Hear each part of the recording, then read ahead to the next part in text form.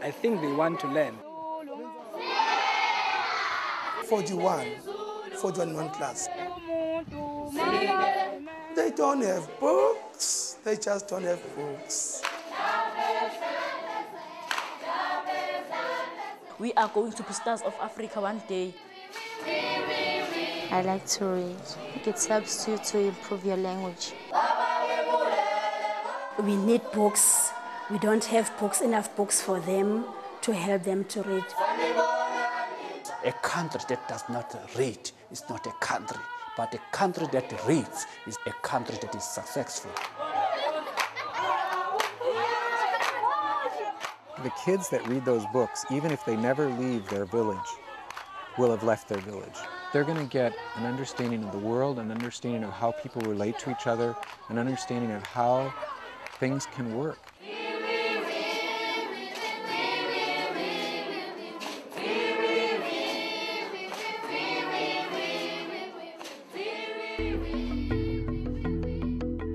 I do walk from home to school every day. Chaliza lives with her grandmother, sister, cousins, and aunts in the countryside of South Africa known as Zululand. I usually study on this house at night. When I grow up, I like to be a medical scientist. I study here in my bed.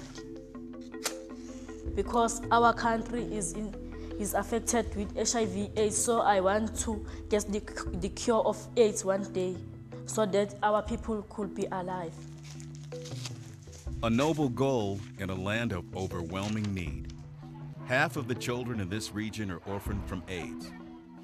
Families are poor, and most schools here have few resources, often no electricity, no running water, and no books. It's very hard. Sometimes we use some newspapers.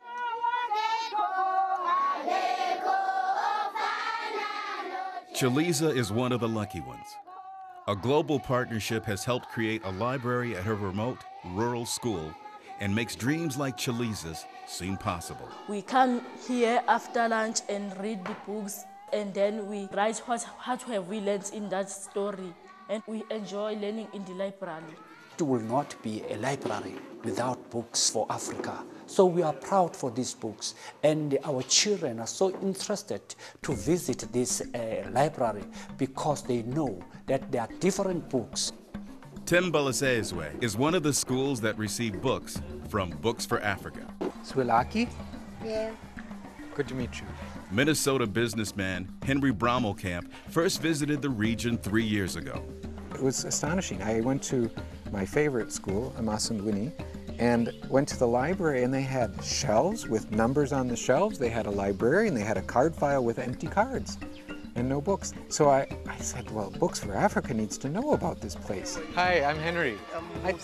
Mosa. Yes. I think we met 2 years ago. I was here. Henry and Books for Africa partnered with the Ashowe Community Action Group, a Rotary-affiliated service group that has already built some 3,000 classrooms in the rural district beyond their town. This is the library, yeah. When I was here last time, the shelves were all empty. It was quite remarkable to see the book as a very important icon, almost a reverential attitude to books. I took a picture of you here in the room there were very few books. All my friends know you and they say, we need to help get books to Africa. Knowledge crosses boundaries. I think this is what collaborative relationships can achieve. In a small donated warehouse in St. Paul, Minnesota, boxes of donated books arrive, some even delivered by hand. I am donating books from the school that I teach at. Okay, there. We know how badly things are needed in Africa. And books for all ages. Being able to help out and do something good, yeah, it definitely feels good. Volunteers help collect, pack, and prepare books for shipment to countries across Africa for dozens of projects like the one in Ashowe. Okay, I think that's good. Well, I'll tell you, this affects people all over the world, but when you talk about Africa, who needs it more than what we've got here? And people are willing to donate the books. We got to get them out of here. Imagine this, they've been given to the children of Africa.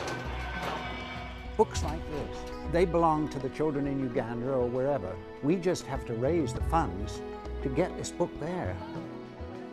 We've got 370 million children in Africa. We've got to do more. There are generations who are going to grow up without books. Since 1988, Books for Africa has grown to become the largest shipper of donated books to Africa, sending more than 1.5 million books a year. Books for Africa provides books for elementary and secondary schools and for university libraries. Durban, South Africa is a major port of entry for many Books for Africa shipments. This is where the books bound for Eshowe arrived 18 months after Henry's first visit. A total of 4 shipments, nearly 130,000 books were loaded onto trucks and driven 2 hours to Eshowe, where they were cataloged and distributed to more than 100 schools scattered across the region. Though many schools received books, many more still have none. The need is great.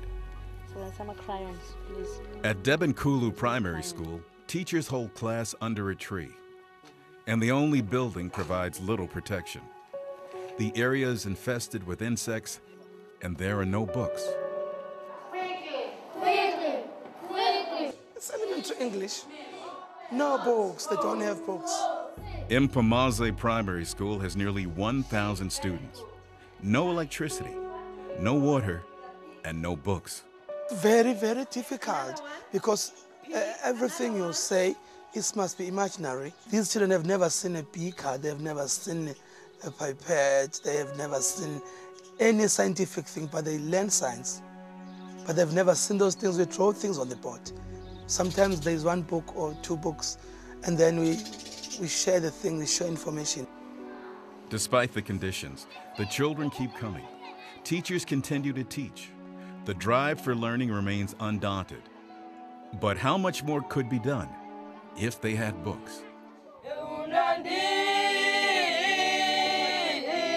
This school can change, and this community as well can change. As they grow, as they read, a reading nation, they become a reading nation and get good jobs and come back and improve their place. By giving them books, you are improving the whole nation. I think that's my wish. In some schools, the seeds of the future have been planted, and the signs of hope are already growing. In Africa in general, the great resource is humans. There's a wealth of human energy here that is untapped, largely because of education.